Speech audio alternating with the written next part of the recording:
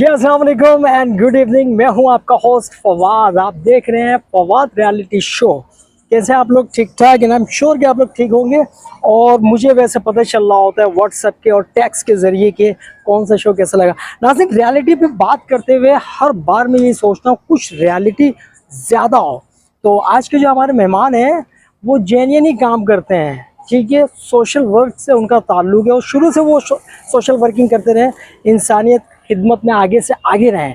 तो बाद में सियासत की तरफ आए और बहुत ही रिक्वेस्ट कि जो उन्होंने अपना कीमती वक्त आज हमारे शो में दिया। मैं बात कर रहा हूँ मशहूर और मारूफ शख्सियत आसिफ लोधी। अस्सलाम वालेकुम। कैसे भाई?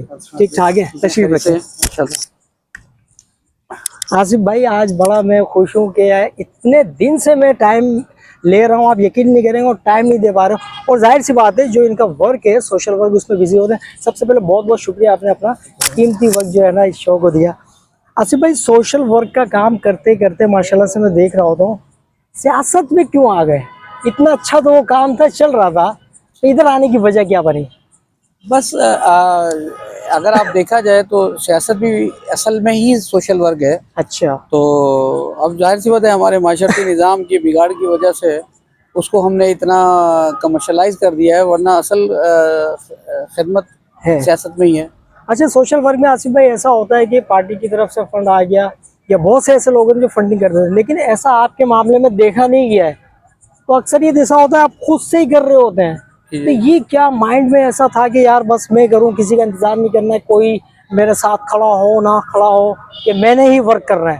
तो क्या ऐसा कुछ माइंड में था आपके? इस पे देखिए फवाद भाई, आपको पता है जहाँ मेरी रिहाइश है, जी जी, जहाँ मैं पैदा हुआ, जहाँ बड़ा हुआ, वो पसमानदा इलाका है। ठीक है। और अल्लाह तबारक व तआला की मेहरबानी रही मेरे ऊपर कि मैं अपने उस इलाके से मेहनत करके, स्ट्रगल करके कुछ अपने आप को स्टेबल करने में कामयाब हो गया। तो बस मेरा यही ध्यान था कि यार दो ऑप्शन थे मेरे पास कि या तो मैं अपना ये पुराना महल्ला और जो मेरी जाए पैदाइश है ये छोड़ूं और यहाँ से किसी अच्छे पोश इलाके में शिफ्ट हो जाऊं, और दूसरा तरीका ये था कि मैं इसको भी कुछ मेहनत करके साफ कर दूं उस एरिया को जहाँ मैं रहता हूँ। ठीक है जी। तो बस यही बात मेरे जहन में थी। तो उसके लिए फिर जब मैंने इनिशिएटिव लिया तो वही फंड्स की कमी और वो कोशिश की, और जाहिर सी बात है। तो लेकिन एक मुझे एडवांटेज हासिल रहा है कि मैं शुरू से ही सपोर्टर रहा हूँ पाकिस्तान पीपल्स पार्टी का। तो फिर मैंने जब सोशल वर्क में अपने पैसों से काम करने की कोशिश की और मैंने देखा कि ये मुमकिन नहीं है, तो फिर मैंने अपनी पार्टी को अप्रोच किया और उनके साथ थोड़ा सा टाइम मजीद बढ़ाया, क्योंकि पहले मैं नौकरी करता था। नौकरी छोड़कर जब मैं अपने बिजनेस में आ गया तो मेरे पास टाइम भी ज़्यादा हो गया। तो जब मैंने अपनी पार्टी की तरफ तवज्जो दी तो फिर मेरी पार्टी ने मेरे इलाके की तरफ तवज्जो दी, क्योंकि यहाँ से बहुत बड़ी तादाद में हम दोस्तों ने काम करना शुरू किया।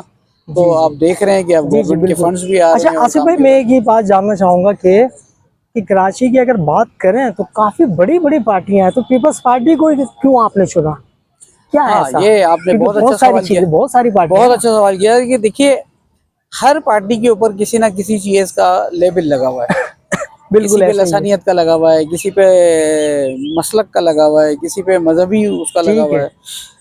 पाकिस्तान पीपल्स पार्टी दाढ़ी रखकर, क्लीन शेव होकर, आप मुसलमान होकर, आप व्हाटएवर हिंदू हैं, आप क्रिश्चियंस हैं, ठीक है, या आप किसी भी तबका फिक्र से ताल्लुक रखते हैं, किसी भी मसलक से ताल्लुक रखते हैं, आप पाकिस्तान पीपल्स पार्टी में कंफर्टेबली अपनी जॉब परफॉर्म कर सकते हैं। तो यही सोचकर कि भाई जहाँ एक्सेप्टनेस हो, कबूलियत हो, वहाँ इंसान ज़्यादा अच्छे तरीके से परफॉर्म कर सकता है। तो यूँ मुझे ऐसा लगता है कि पाकिस्तान पीपल्स पार्टी मौजूदा दौर में मेरे लिए, मेरे जैसे आदमी के लिए बेहतर पार्टी है। अच्छा भाई, ऐसा सुनने में आया, देखा भी है मैंने कि किसी को भी कोई भी प्रॉब्लम होता है, मसले मसाइल होते हैं, तो वो आपसे बोलते हैं कि आसिफ भाई ये मसला इसको हल करो। मिसाल के तौर पे कोई खाने का केस है, कोर्ट कचहरी का केस है, तो इसमें भी आप बढ़ चढ़ के हिस्सा लेते हैं। ये नहीं कि आप क्योंकि एक पार्टी से भी बिलोंग करते हैं ना आप, कि उस पार्टी का सपोर्ट लें, सहारा लें, लेकिन मैंने ये नहीं देखा, डायरेक्ट खुद खड़े हो जाते हैं। जहाँ पे ऐसा लग रहा है, लगने दो यार कि ये बंदा बिल्कुल फेयर हो जाए, मेरे पास आया है, कुछ सोच समझ के आया है। तो ऐसा क्यों, मतलब माइंड में होता है कि पार्टी है उनका सपोर्ट लेके करे, खुद ही क्यों करने लगते हैं? इसमें देखिए दो मसले हैं ना। एक्चुअल में जो आपका किसी भी पॉलिटिकल पार्टी का जो वर्कर होता है वो पार्टी का चेहरा होता है। बिल्कुल। तो मैं जब खड़ा हुआ हूँ तो डेफिनेटली आपको अल्टीमेटली क्या नजर आएगा कि बोले आसिफ लोधी खड़े हैं पीपल्स पार्टी वाले, बिल्कुल, तो मेरी पार्टी ऑटोमेटिकली खड़ी हो गई ना आपके साथ, खड़ी हो जाएगी। मतलब अब पार्टी खुद हाँ डेफिनेटली, तो बात सही है। हाँ ये बात तो है। पार्टी इटसेल्फ कोई पर्सनालिटी तो नहीं है, बस आप हैं, मैं हूँ, ये तो बात बिल्कुल सही। अच्छा, किसी और पार्टी से ऑफर आई हो कि आसिफ भाई के हमारे साथ काम करें आप, ऐसा हुआ? देखिए एज अ सोशल वर्कर और मेरे तमाम ही सियासी पार्टियों के जो वर्कर्स हैं, जो यहाँ के जिम्मेदारान हैं, जहाँ मैं रहता हूँ, अल्लाह का शुक्र है मेरे उनके साथ ज़ाती ताल्लुकात बहुत अच्छे हैं और हम लोग मिलजुल कर ही काम कर रहे होते हैं। और भल नजरियाती इख्तलाफ मौजूद है और वही गलत चीज़ मुझे है। ऐसा लगता है कि मैं पाकिस्तान पीपल्स पार्टी में रहकर ज्यादा अच्छा परफॉर्म कर सकता हूँ। अच्छा, ये एक अलग बहस है और उनको ऐसा लगता है कि वो दूसरी सियासी पार्टियों में, तो जो भी सियासी पार्टी के अंदर जो भी पॉलिटिकल वर्कर है वो सोशल वर्कर ही है। बिल्कुल सही। अब काम करने के तरीकेकार में इख्तलाफ हो सकता है, बाकी किसी की जात से कोई खुदा ना खास्ता कोई पर्सनैलिटी क्लैश नहीं है। नहीं, सही है।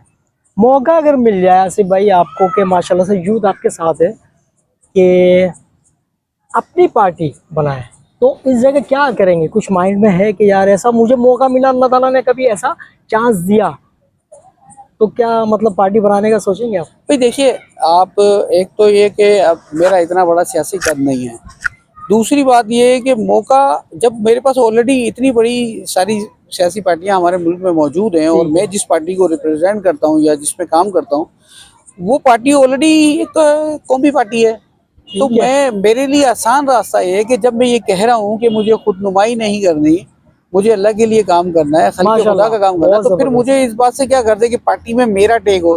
तो इतनी बड़ी पार्टी है, उसका लेवल मेरे साथ है, यही मेरे लिए काफी है। अच्छा, बहुत से ऐसे लोग होते हैं जो कर रहे होते हैं, लेकिन आसिफ भाई में एक चीज़ ये देखी कि सोशल वर्क भी कर रहे हैं, पार्टी भी कर रहे हैं, ऑफर आई होगी, ये नहीं कि नहीं आई होगी, आती है ऑफर, यार हमारे साथ मिलके काम करें। अच्छा आसिफ भाई मुझे ये बताएं, अभी स्टार्ट में आपने एक बात कही थी कि जिस एरिया से मैं बिलोंग करता हूँ, जहाँ मेरी पैदाइश हुई है, उस एरिया के हवाले से क्या एक्टिविटी आपने की कि उन्हें बड़ा बेनिफिट मिला कि यार नहीं आसिफ भाई ने इस इलाके के लिए बहुत कुछ किया? इस पे देखिए फवाद भाई, हमारे यहाँ जो सबसे बड़ा मसला है वो रोजगार का है। बेसिक सबसे बड़ा मेन यही मसला है, क्योंकि हमारे यहाँ जाहिर सी बात है पसमानदा इलाका है और एक आदमी कमाता है और 10 लोग बैठ कर खा रहे हैं। ऐसे ही है। तो बच्चे हैं जो बहुत ज्यादा पढ़ भी नहीं पाते और बस वो NIC बनने का इंतजार करते हैं कि NIC बन जाए तो किसी इंडस्ट्री में नौकरी मिल जाए, 40-50 हज़ार रुपये महीने की कमाने लग जाए।